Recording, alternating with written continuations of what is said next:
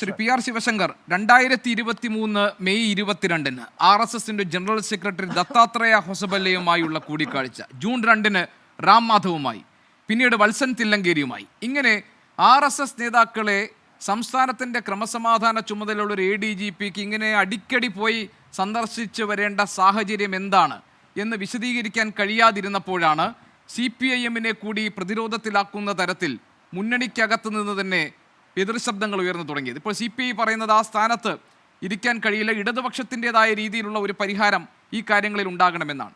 യഥാർത്ഥത്തിൽ ഇതൊരു രാഷ്ട്രീയ ദൂതനായിട്ടുള്ള ADGPയുടെ സന്ദർശനമായിരുന്നോ അന്ന് നടന്നിരുന്നത് എന്ന് സംശയിക്കാവുന്ന ഒരു സാഹചര്യം ഉണ്ടാക്കിയത് RSSന്റെ ഭാഗത്ത് നിന്ന്, BJPയുടെ ഭാഗത്ത് നിന്ന് ആ സമയത്തുണ്ടായ മൗനമാണ്.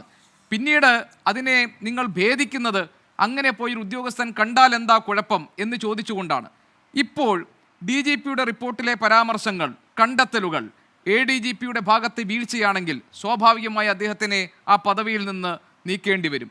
പക്ഷെ അപ്പോഴും ഈ ഉന്നയിക്കപ്പെട്ട രാഷ്ട്രീയ ആരോപണം അവിടെ നിൽക്കും. എന്താണ് RSS മേധാവികളുമായി ADGPയുടെ ബന്ധം? എന്തിനാണ്, ആർക്ക് വേണ്ടിയാണ് അദ്ദേഹം ഈ സന്ദർശനം നടത്തിയതെന്ന് അതിനുള്ളൊരു ഉത്തരം അവിടെ അവശേഷിക്കുമല്ലോ. BJPയെ കൂടി കുഴപ്പത്തിലാക്കുന്നതല്ലേ ആ സാഹചര്യം? ഗോപീഷൻ, ഇതിൽ ഞാൻ മനസ്സിലാക്കുന്ന കാര്യങ്ങളിലേക്ക്, അങ്ങയുടെ ചോദ്യത്തിലേക്കും വരുന്നതിന് മുൻപ്, ഇന്ന് ഒരു വളരെ പ്രധാനപ്പെട്ട ദിവസമാണ്.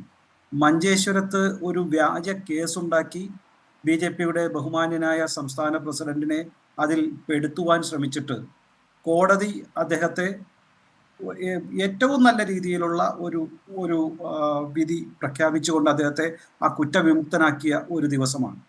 ഈ കോടതി വിധി വരുന്നതിന് തലേ ദിവസം, 2 ദിവസം മുമ്പ് വരെ കമ്മ്യൂണിസ്റ്റ് പാർട്ടിയുടെയും കോൺഗ്രസിന്റെയും നേതാക്കളും മാധ്യമ പ്രവർത്തകരുമെല്ലാം ഈ അന്വേഷണത്തെക്കുറിച്ചും ഈ കേസിനെ കുറിച്ചും എല്ലാം പറഞ്ഞതും അതിൻ്റെ ആരോപണങ്ങളും നമുക്കെല്ലാവർക്കും അറിയാവുന്നതാണ്.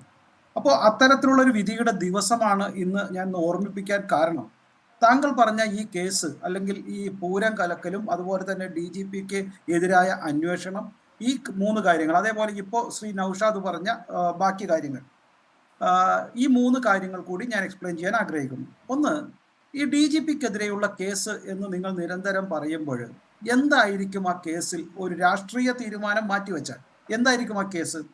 RSS നേതാക്കളെ കണ്ടു എന്നുള്ളത് ഒരു പോലീസുകാരനോ അല്ലെങ്കിൽ ഒരു ഉദ്യോഗസ്ഥനോ ഒരു കേസായിട്ട് എടുക്കാൻ സാധ്യമല്ല. നിങ്ങൾക്കറിയാം, ഇപ്പോൾ ഇന്ന് സംസ്ഥാന കേന്ദ്ര സർക്കാരിലെ ഉദ്യോഗസ്ഥർക്ക് കാണാൻ സാധിക്കും. അത് കണ്ടുകൊണ്ട് കുഴപ്പമില്ല, വ്യക്തിപരമായ കാര്യങ്ങളാണ് എന്ന് തെളിയിച്ചാൽ പറഞ്ഞാൽ അതിനെതിരെ കേസെടുക്കാൻ പറ്റുമോ? അദ്ദേഹത്തെ ആ കാര്യം കൊണ്ട് സ്ഥലം മാറ്റാൻ പറ്റുമോ? എനിക്കറിയില്ല. അത്തരത്തിൽ DIG കണ്ടുപിടിച്ചാൽ, DGP കണ്ടുപിടിച്ചാൽ തന്നെ അങ്ങനെ ഒരു തീരുമാനം എടുക്കാൻ പറ്റുമോ?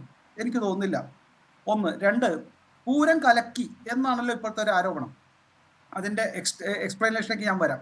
പൂരം കലക്കി എന്ന് പറഞ്ഞാൽ അതിൻ്റെ ഉത്തരവാദിത്തം DGPയിൽ മാറുമോ?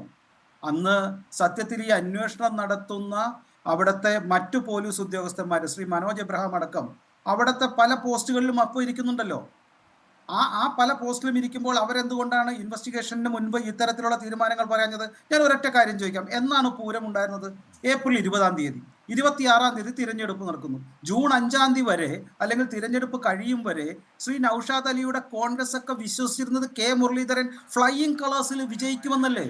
എന്തായിരുന്നു ഒരു പ്രത്യേക തീരുമാനപ്രകാരം K മുരളീധരനെ കോഴിക്കോട് നിന്ന് ഇവിടെ കൊണ്ടുവന്ന് വടകരയിൽ നിന്ന് മത്സരിപ്പിച്ചപ്പോൾ കേരളത്തിന്റെ രാഷ്ട്രീയ തീരുമാനം മാറുന്നു എന്നൊക്കെയല്ലേ അടിച്ചുവിട്ടത്? നിങ്ങൾ ചാനലുകാരും ഇതൊക്കെ തന്നെ പറഞ്ഞു. അപ്പൊ തിരഞ്ഞെടുപ്പിന് മുമ്പ് വരെ, റിസൾട്ട് മുമ്പ് വരെ ഈ കാര്യങ്ങളൊന്നും തിരഞ്ഞെടുപ്പിലെ പൂരം കലക്കിയതും അത് വോട്ടായി മാറുമെന്നും ആരും വിശ്വസിച്ചില്ല.